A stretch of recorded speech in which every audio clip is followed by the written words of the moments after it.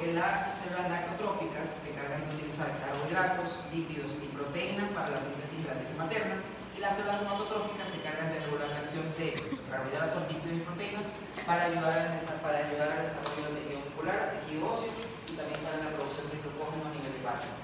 Hasta acá tenemos alguna pregunta. Vamos a avanzar con las otras células y de ahí avanzamos con el siguiente órgano. No hay ninguna pregunta, todo que haya quedado claro hasta acá. Doctor, las células cromosómas. Las células cromosómas no tienen una función establecida, solamente son células que no se encargan de recibir ninguna captación o ninguna adición, sea acidófila o basófila, porque no producen técnicamente nada. O sea, ahí no se encuentra. Por aquí le vamos a traer. Si yo te la señalo, solo tienes que poner que es una célula cromófoba y que no tiene una función previamente establecida. ¿Qué más tenemos que ver ahora? Y obviamente estas células, las dos, se encargan de trabajar con los macronutrientes. No estimulan nada más que no sea regular la acción de los carbohidratos, los lípidos o las proteínas. Sin embargo, hay otro tipo de células que están presentes aquí. Y para hablar de esas células tenemos que hablar antes de otro componente que lo hemos estudiado. Entonces nos vamos a meter acá un elemento que está dividiendo a la neurohipófisis de la hipófisis, que con esta tensión se lo da de color azul y con la tensión de acá se lo va a asociar de color rosado. Ese elemento que nosotros vemos aquí se llama quiste de Ratte. Entonces tenemos otro elemento más que se conoce como el quiste de Ratte. Quiste de Ratte. ¿Y qué podemos decir del quiste de Ratte? Si nosotros lo vemos, vamos a ver que es un elemento que está compuesto de unas células planas. Entonces el quiste de Ratte puede estar compuesto de dos tipos de células. Puede estar compuesto de células planas o células cúbicas. Entonces si les pregunto, ¿de qué tipo de células está compuesto el quiste de Ratte? ¿De células planas o células cúbicas? Entonces epitelio plano o epitelio cúbico simple. ¿Qué otra cosa podemos decir de ella? Que en su interior tiene un elemento que se conoce como el material coloide. Entonces adentro del quiste de Ratte tenemos un elemento que se llama coloide. Y el coloide, en este caso, va a conformar está hecho de tres elementos, que son las mucinas y las glucoproteínas. Entonces, si nosotros hacemos un enfoque de este nivel y te ponemos diagnóstico, ¿qué nosotros vamos a poner? Hay dos respuestas. Puedes poner fase intermedia o hipófisis y la respuesta está válida. ¿Por qué? Porque alrededor de los quistes de Ratte nosotros tenemos unas células que se conocen como células melanocitos. Entonces tenemos otros tipos de células que se conocen como células basofílicas.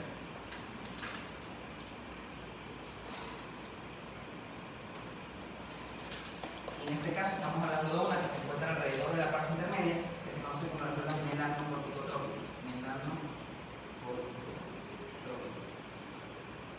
Y se encargan de producir un pigmento que se conoce como melanina. Y la cantidad de melanina que produzca depende básicamente del material genético que tenga la persona. Por eso que hay personas más teñidas que otras más claritas. Porque estas células se van a encargar de producir, cualquiera de estas células que la rodean, se va a encargar de producir melanina, y esa es la que es el pigmento de la piel. Entonces, quiste de Ratte está hecho de epitelio plano simple, en este caso, tenemos una placa. Aquí no hay epitelio cúbico, todas estas células son células planas.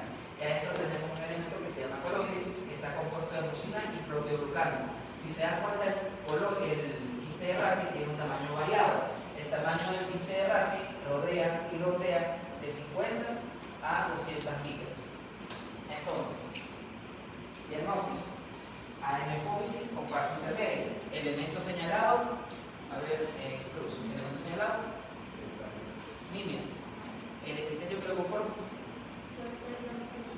plano o simple, plano simple en este caso. Chiriguay, este elemento que está acá, ¿cómo se llama? Mandiculoide. ¿De qué está hecho? Proteoglucanos. ¿Y cuánto mide? ¿Alguna pregunta sobre el quiste de Ratte? ¿Qué función tiene el quiste de Ratte? El quiste de Ratte no tiene ninguna función. Y estas líneas que ustedes ven acá, ¿qué creen que significa? Estas líneas que ven acá.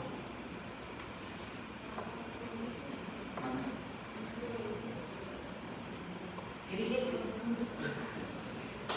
Mira, ni me descubrió la medicina. En la izquierda que se produce de idea.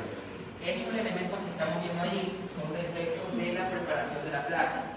Entonces nosotros allí estamos viendo algo que no se explicó correctamente y por eso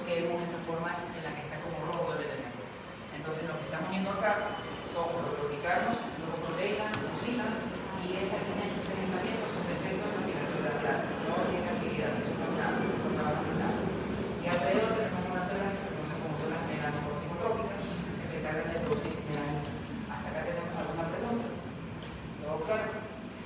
¿Seguro? Entonces, Este elemento que está acá los tres elementos que forman el color son la proteína, la hemoglobina y los protoglitanos. y los proteoglitanos.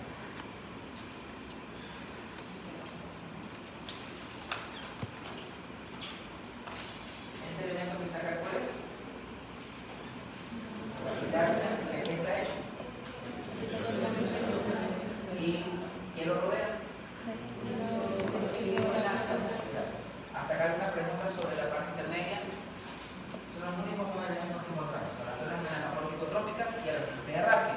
¿Y por qué les dije que tenemos que poner el epitelio? Porque hay otra función que ya sabemos que se llama función de Sand, en la que encontramos a los quistes de Rathke también, pero en este caso esos quistes de Rathke, como los que estamos viendo acá, no están compuestos en células planas, están compuestos en células cúbicas. Y ustedes van a ver que hay unas burbujitas allí. Esas burbujitas también son defectos en la formación de la placa. ¿Cuándo esas burbujitas importan o cuándo esas burbujitas van a servirnos? Cuando hablemos de tiroides. Porque en la tiroides hay unos elementos que se conocen como lagunas de activación, que se encargan de decirnos que ese folículo tiroideo está produciendo proteínas. En este caso, esos huequitos que ustedes ven allá son errores de la fijación de la placa. No significa que está produciendo nada, solamente me dijo que hubo algo de aire o que algo pasó con la placa que no se fijó de forma correcta. Hasta acá tenemos alguna duda o pregunta. Vamos a hablar ahora de las células basofílicas. Nosotros tenemos, ya dijimos que las células acidófilas se encargan de estar presentes básicamente en el centro de la glándula, tomando como referencia a la neohipófisis también. Ahora, ¿qué hacemos? Vamos a ir hacia atrás, a la periferia, y vamos a encontrar a un conjunto de células que se encuentran agrupadas entre sí.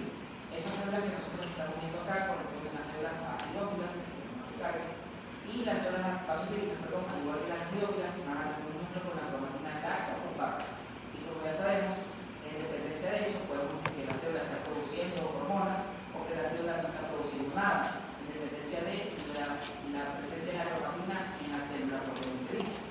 Y ahora tenemos que saber que esas células basofílicas se encargan de regular la acción de otros órganos para producir hormonas. Entonces, las células basofílicas se encargan de la regulación secretora de otros órganos. Y eso nos va a decir a nosotros qué tipo de células tenemos. En ese caso, si hablamos de las células basofílicas, sabemos que existen tres tipos de células basofílicas. Primero, vamos a tener a unas células que se conocen como células corticotrópicas. ¿Cómo se puede preguntar eso? Eso se les pregunta de la siguiente manera.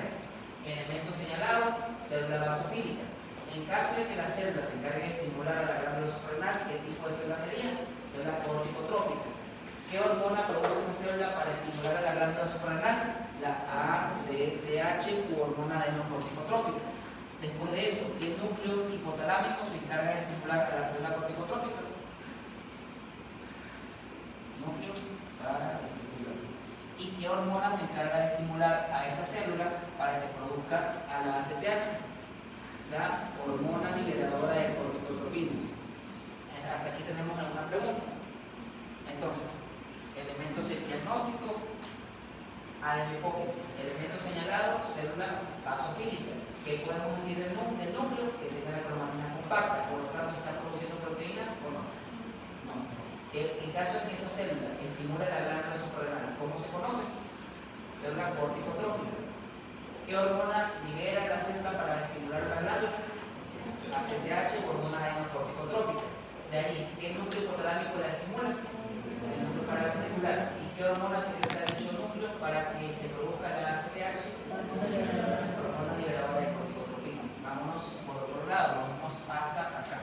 Esa es otra célula basofílica, pero no va a estimular a la glándula suprarrenal, va a estimular a una glándula que conocemos como la glándula tiroides, que es la que vamos a ver a continuación de esta placa. Por lo tanto, se llama célula tireotrópica.